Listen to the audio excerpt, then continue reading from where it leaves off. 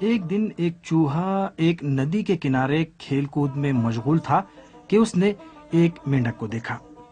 دونوں ایک دوسرے کو دیکھ کر حیرت زدہ رہ گئے۔ چوہا جو خشکی میں زندگی بسر کرتا تھا، ندی میں رہنے والوں کے رہن سہن سے آشنا ہونا چاہتا تھا۔ دوسری طرف مینڈک کو بھی بہت اشتیاق تھا کہ وہ یہ معلوم کر سکے کہ خشکی میں رہنے والے جانوروں کی زندگی کیسی ہوتی ہے۔ دونوں نے طے کیا کہ ہر روز صبح ایک مقرر وقت میں کم از کم 1 گھنٹے ندی کے کنارے بیٹھ کر اپنی اپنی سرگزشت بیان کریں۔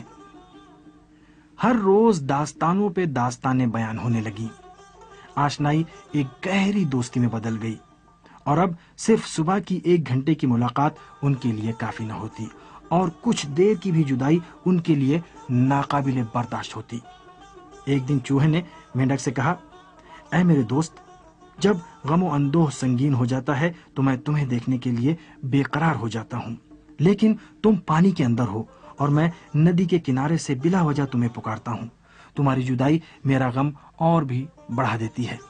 مینڈک نے جواب دیا، چلو ایسا کرتے ہیں کہ صبح کی ملاقات کا وقت بڑھا لیتے ہیں۔ چوہے نے کہا، تم میرا سکون دل ہو، اس سے زیادہ ہم ایک دوسرے سے جدا نہیں رہ سکتے۔ صبح کی ملاقات بھی ایسا لگتا ہے کہ روز بروز مختصر ہوتی جا رہی ہے۔ مینڈک نے پوچھا، میرے پیارے دوست، چارے کار کیا ہے؟ تم خشکی میں زندگی بسر کرتے ہو اور میں پانی میں۔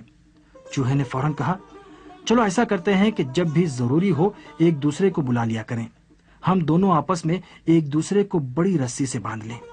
جب میں رسی کو کھینچوں تو تم سمجھ جاؤ کہ میں تمہیں پکار رہا ہوں۔ مینڈک دل سے اس پیشکش پر راضی نہیں تھا، کیونکہ جانتا تھا کہ ایسا کرنے سے بہت خطرہ ہے، لیکن چوہا مسلسل اصرار کیے جا رہا تھا، اور مینڈک نے بھی محض اس لیے کہ دوست کا دل نہ ٹوٹے مجبوراً چوہے کی بات مان لی۔ دونوں نے ایک دوسرے کو ایک ہی رسی سے، جو نسبتاً بڑی تھی، باندھ لیا۔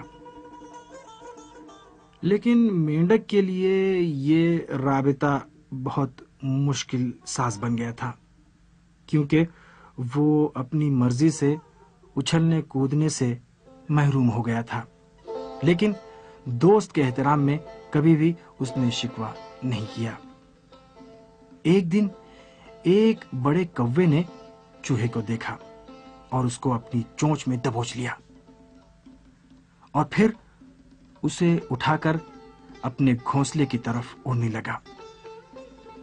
جیسے ہی وہ آسمان کی طرف اوپر چلا، مینڈک بھی جو ایک ہی رسی میں بندھا ہوا تھا، اچانک پانی سے باہر نکل آیا اور فضا میں ٹنگ گیا۔ لوگ یہ منظر دیکھ کر حیرت میں رہ گئے۔ سب لوگ ایک دوسرے سے پوچھ رہے تھے کہ ایک کوا کس طرح سے ایک مینڈک کا شکار کر سکتا ہے۔